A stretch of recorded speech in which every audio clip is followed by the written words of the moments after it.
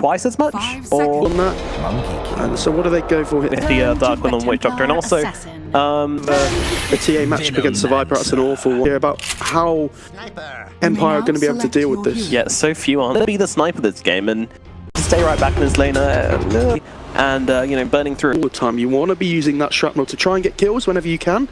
So they can. Okay, there you go. He might be in trouble. A lot of harass. They've got the Gale out and the Ignite as well, and it's just, he can't really get away from this, although it will start to run out now, but they've got a lot of right-click damage to follow up with as well, chasing him to the tree line, and that's going to be a first blood, as a Silent will bring down Naive. Yeah, that's so much slow from between the Gale and the Ignite. Just do the same and TP back to the side lane. This could be an Omni-Knight in trouble as they're chasing him under tower. Do they have the damage to bring him down? We'll need a couple more right clicks, but they do have enough. Maposhka getting the kill onto Non-Grata here at top. 8 times, so I think the possibility of ganks quite low, but Ghostic in this bottom lane, taking a lot of damage as he's ticking through. He does pop that Fairy Fire, trying to get the damage into Always Want to Fly. Now Yoki comes in with a lift and will find the return kill, but Ghostic does go down all the same, so that is as they have a little fight over this rune, and FN taking a lot of damage, and the Satyr is here, and they'll be able to finish off this sniper. Yeah, and the thing is, it's not just the shot. And they're trying to get the TP out on Iceberg, and it looks like they will just about be successful. And there, of course, you see Iceberg just losing his refraction, but it looks like it was a bait, as Always Want to Fly comes around the back with that Ignite, the body blocks as well. Iceberg's getting in close, but she doesn't get off a hit as she gets lifted up by Yoki. Now Always Want to Fly could be the one in trouble, as FN and Yoki will get the kill onto the Yoga Magi.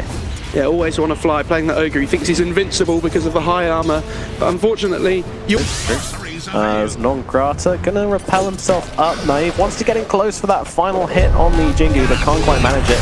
And now there comes out a real. Oh my god! What happened to Mabushka there? There's so much burst damage from the purification as well. FN didn't work. FN is in trouble under the tower here, as once again Ogre just tanking up the tower, trying to finish off FN, but won't be able to once again. And now Iceberg is also going to fall in this middle lane. Empire with the massive rotations coming in.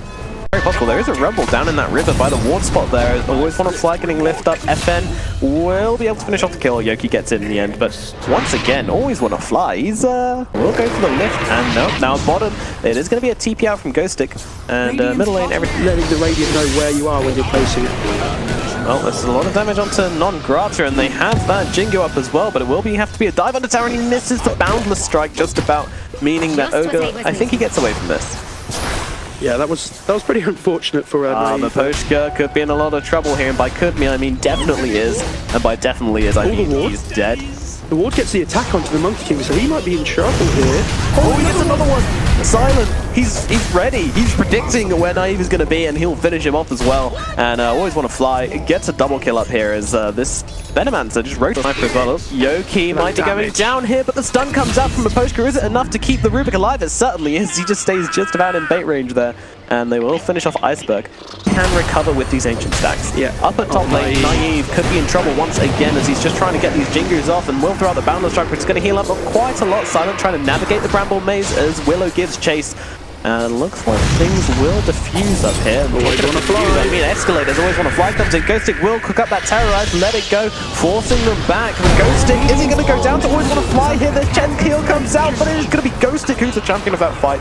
Always Want to Fly does go down, and Ghostic does fall immediately afterwards though. Oh, Non-Grata, the Fade Bot comes through and finishes him off as well. Oh, the trap on the high ground catches out Yoki, and with the heroes coming in from FlyToMoon to slow up this Rubik, I think he's going to struggle to get out here. Yeah, Iceberg saves the meld. Oh, the ward block onto FN on the here. Trap?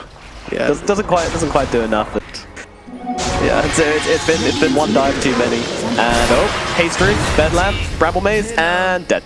The Jasper Circle. That's a Dark Willow for you. You know, you hit the net worth, kills the guy at top of net worth. That's absolutely fine when it's a 1v1. Yeah, good point.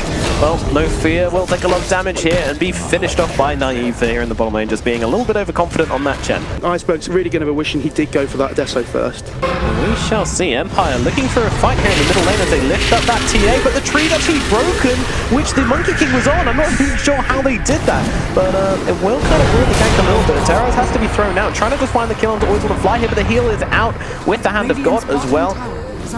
ping, always want to fly up. In from behind, No Fear is in a really weird position right now, just drawing back the attention of Empire, but in come the rest of the team. In the back lines will be able to take down FN. Now, well, the Dark Willow's getting a lot of damage off onto Non-Grata. They're starting to stun him up. Meanwhile, Iceberg trying to go on the Poshka here, but Poshka pops the one, trying to get into the tree line. Iceberg is chasing and will be able to finish off that Witch Doctor. Now Yoki comes in, will spot Iceberg. Iceberg trying to give chase, but then decides to back off. Meanwhile, Non-Grata's going to go down to that Maledict. And in the middle lane, it's just Silent pushing out this tower, pushing and pushing and pushing.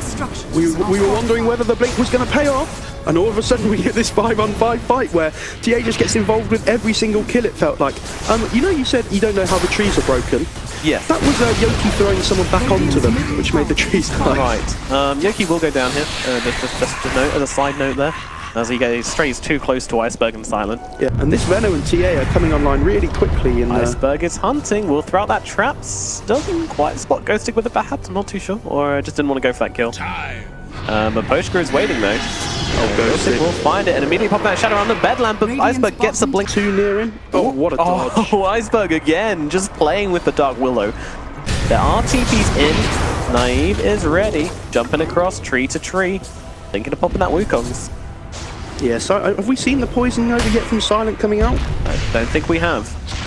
Yeah, and Iceberg's hunting here. Well, there are 3 heroes here, and Iceberg actually gets lifted up inside the trap, but will be repelled by Non-Grata.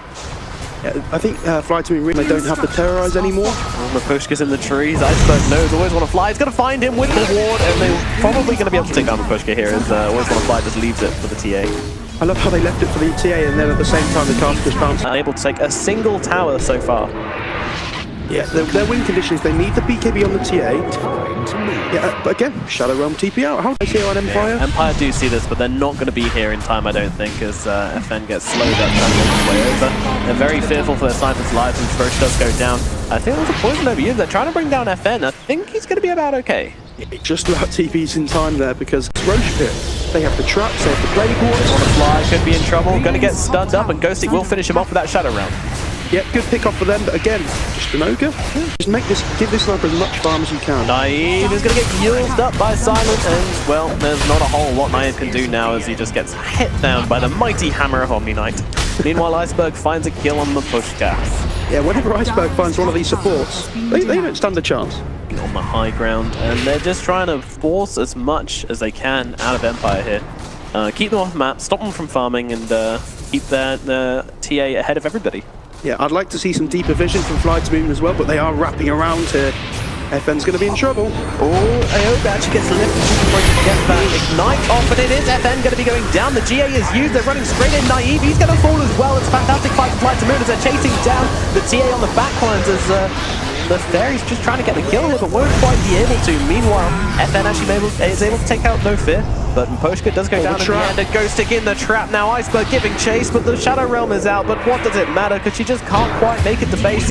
Doesn't have that Blink Dagger off cooldown. Oh, Yoki! Down. Yoki just tries to get something out of this. Repel, Purify, it's not enough. He goes down. And the middle lane now being pressured by all the heroes of FlyToMoon. They take out everybody. They only lose their Chen. And, well, I was actually very impressed that Pushka that game on the Dark Willow.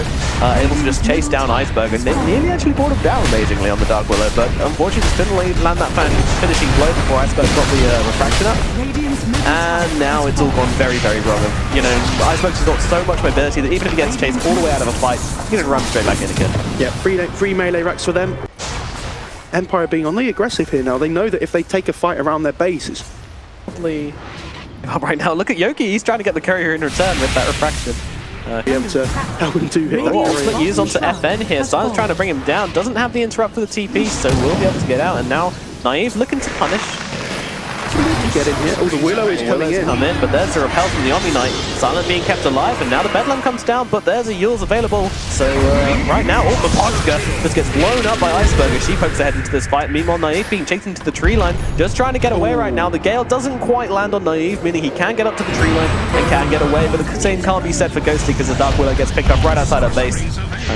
There's a 5 blast onto Yoki, and Non-Grata's just chasing. Look at this guy. Pops the GA going right into base here. Really wants to finish off this Rubik. Realizes that maybe we're getting a little bit deep here as his assassinate does come out onto him, but looking at how quickly it's falling, they don't even have ult. That's true. It's actually interesting that Iceberg has got the Orchid queued up as well. So the abyssals and the hexes and such. It's also really important as well. I still would have liked the BKB, I think, but I understand where he's coming from with the Orchid. It will help them be on the aggressive side, and CIS teams, we know they like to be aggressive. Gotta repel, don't need that. That's true. Don't need that BKB. That's true. Again, but it's not always going to be there, I feel like. Oh, lift up, but forced off away. Great force there. Always want to fly just sitting behind, ready to dive if he needs. Oh, we got a ward battle on our hands as Yoki steals the plague wards, and that's pretty big for Empire. That helps them hold their high ground. Not sure how much good it's going to do in this situation because we are pretty far behind. 20k at 29 minutes. They're at FlyToMoon are doing a really good job at the moment of not pushing themselves too hard without the repel. You see Non-Grata just standing behind Iceberg here, and they're playing really safe, just making sure. Damage onto that Rax. Oh my god, Iceberg is completely mashed with potatoes. And this is the thing, they don't need to commit to anything here. They can just wait for the next repel. This Plague Ward battle is possibly the most thrilling Dota I've ever witnessed. Iceberg taking a couple of hits here, but of course has that Aegis, so even if it does go down, it's not the end of the world. Running with the creeps. Oh, I think the Shadow Realm was supposed to come out on Iceberg there, but it hit a creep instead. Oh well, I was wondering. It's unfortunate. Again, Chen starts to heal up Iceberg. It might have hit Iceberg, but there was the pipe out, I'm not sure. We need some vision up here, Empire, but Potion's doing a really good job of getting the center. Oh, Iceberg blinking forward, trying to get the kill off the Poker hit, can't quite find the damage. Well, never mind, Sideblaze will do the job. And that is a quick kill. The Witch Doctor does buy back, Wukong's is committed, and FlyToMoon are more than happy to let the timer just run down on that. Meanwhile, Dark Willow coming forward, but will blink out. Fantastic disengage from them. They just pop the GA, walk away, wait for the Wukongs to disappear. Here we go again. In we go. And those ancient creeps, they do a lot of damage, but they're being stunned up right now. And that is the power of the Witch Doctor. Terrorize? Right the way back. Nice Terrorize onto 2 here. And with the Death Ward as well, it's getting out a little bit of damage, but not really enough. Meanwhile, the Monkey King's trying to get something off here, and in they go. Ghost Stick is going to be the first to fall, but Iceberg, he's actually going to drop very quickly to Naive here. Meanwhile, it doesn't look like Silen's going to get out. Oh, he gets the cheese off in time, and now just running forward, doing the damage to Yoki. Will use himself up, meanwhile turning around, getting the kill on Naive. Naive is down, the Monkey King's out of this fight. Silence with the triple kill as Yoki dies in base. And it does look to me like FlyToMoon are going to claim another set of racks, even though they do have the buyback available on the Monkey King and the Rubik, and actually it's a large amount of racks. They will need to use them if they don't want to stand a chance of not fighting against Mega Creeps. Yeah, they don't have the Wukongs, they don't have the Terrorize. They're in a difficult situation. The damage is too much, and GG is called as FlyToMoon take game number 1. Not too surprising, I don't think, especially seeing Empire kind of went 0-4 in the first few days here. FlyToMoon, really good performance from them. I think they've done a good job there.